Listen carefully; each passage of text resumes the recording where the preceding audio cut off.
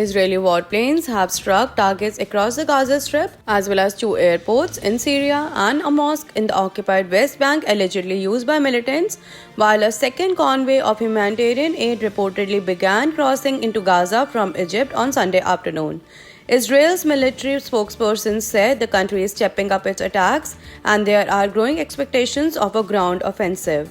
The war, now in its 16th day, is the deadliest of 5 Gaza wars for both sides. Israeli Prime Minister Benjamin Netanyahu visited troops stationed near the border with Lebanon, where the Israeli army and Iran-backed Hezbollah militants also have traded fire during the Hamas-Israel war. A top official with Hezbollah vowed Saturday that Israel would pay a heavy price when it starts a ground offensive in the Gaza Strip, and said Saturday that his militant group based in Lebanon is already in the heart of the battle. Speaking to troops in the north on Sunday, Netanyahu said Israel would react more fiercely than it did during its short 2006 war with Hezbollah, which is based in Lebanon. The Israeli leader said if Hezbollah decides to enter the war, it will miss the second Lebanon war.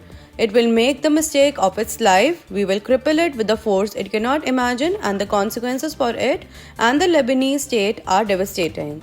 Israel is pleased that Canada has joined the United States and France in believing that an explosion at a Gaza City hospital last week was fired by an errant rocket from within the Gaza Strip, the Israeli ambassador in Orwa said Sunday. The rocket fired at the hospital October 17 became a new flashpoint in the ongoing war between Israel and Hamas, as both sides blamed each other for the tragedy.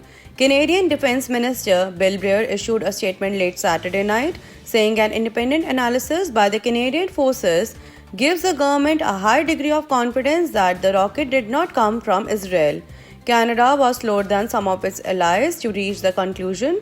During a visit to Tel Aviv on October 18, US President Joe Biden said American defense intelligence showed the rocket came from within Gaza, and France said its military had reached the same conclusion on October 20.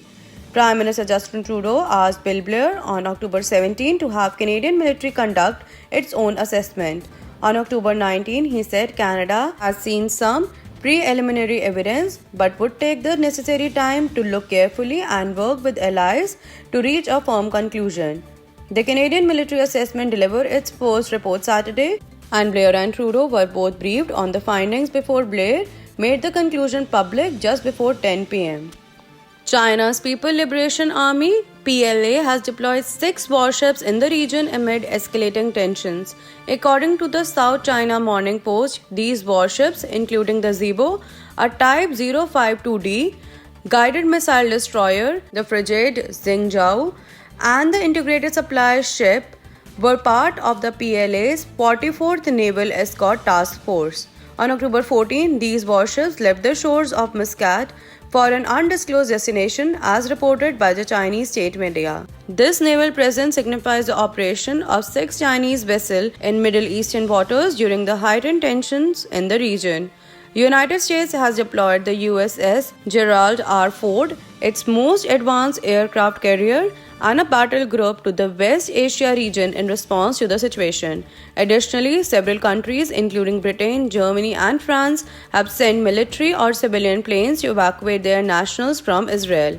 While China has not yet announced an evacuation plan, the Chinese Foreign Ministry advised Chinese citizens to leave the area as soon as possible using commercial flights. In previous situations, China has utilized escort warships similar to those currently in the region for evacuations. For instance, in May, China sent a supply ship and a Type 052D destroyer to evacuate over 1,000 Chinese, Brazilians, and Pakistanis from areas affected by armed conflicts. On October 19, Chinese President Xi Jinping reaffirmed Beijing's long-standing position in favor of establishing a sovereign state of Palestine, as reported by state media. He emphasized that this approach represents the fundamental way to resolve the ongoing conflict in the region.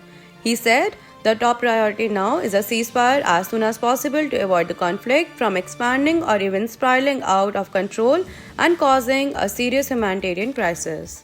India on Sunday sent nearly 6.5 tons of medical aid and 32 tons of disaster relief supplies to Palestinians. An Indian Air Force plane carrying the materials left New Delhi for Egypt's El Arish airport, said Arindam Bagachi, an External Affairs Ministry spokesman. The aid includes essential life-saving medicines, surgical items, tents, sleeping bags, tarps, and water purification tablets, among other items. Indian Prime Minister Narendra Modi has expressed condolences and sympathy for those killed and wounded as a result of the attacks in Israel and said the Indian people stand in solidarity with Israel. India has reiterated its position in favor of direct negotiations for establishing a two-state solution. Powerful remarks on the ongoing war in Gaza, a Saudi Arabia prince who was the country's former intelligence chief, has slammed both Hamas and Israel and said there are no heroes in this conflict, only victims. Turki El-Fazl's speech at a US university also mentions India when he cites the example of the independence movement as an example of resisting occupation through civil disobedience. Let's listen to the address that started with a 78-year-old saying that all occupied people have a right to resist their occupation, even militarily. All militarily occupied people have a right to resist their occupation, even militarily. I do not support the military option in Palestine. I prefer the other option, civil insurrection and disobedience.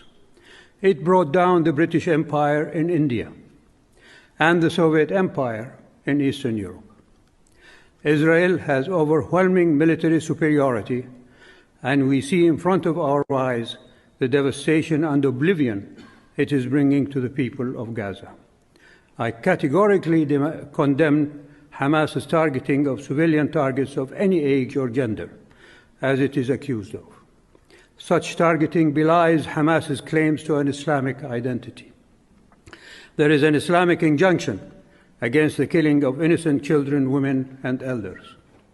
The injunction is also against the desecration of places of worship. I also condemn Hamas's gifting the higher moral ground to an Israeli government that is universally shunned, even by half of the Israeli public, as fascist, miscreant, and abhorrent.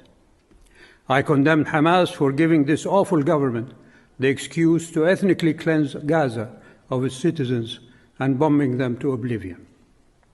I condemn Hamas to further undermining the Palestinian Authority, as Israel has been doing. I condemn Hamas for sabotaging the attempt of Saudi Arabia to reach a peaceful resolution to the plight of the Palestinian people.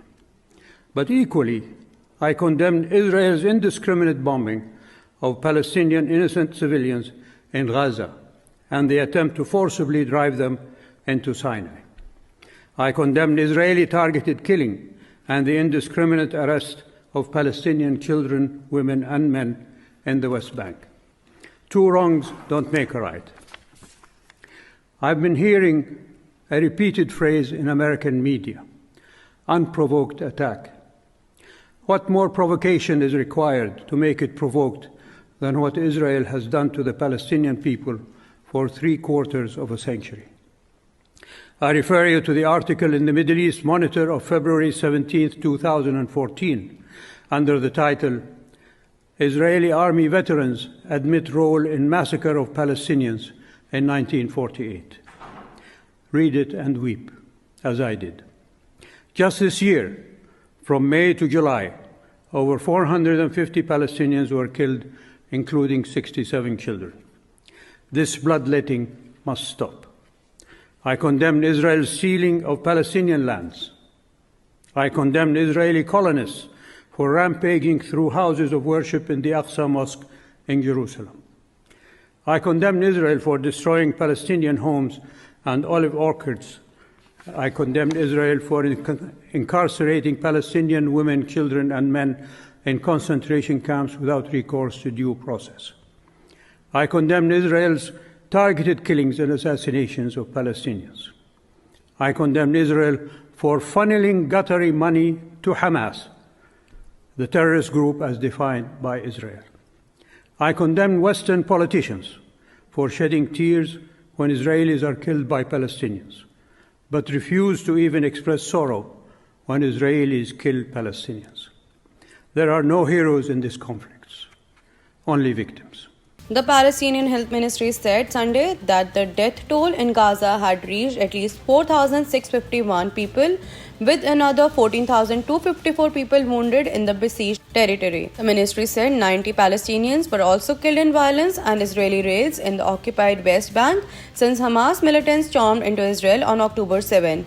More than 1,650 others were wounded, it added. More than 1,400 people in Israel have been killed, mostly in the initial Hamas attack. In addition, 203 people were believed captured by Hamas during the incursion and taken into Gaza, the Israeli military has said. Y.MEDIA.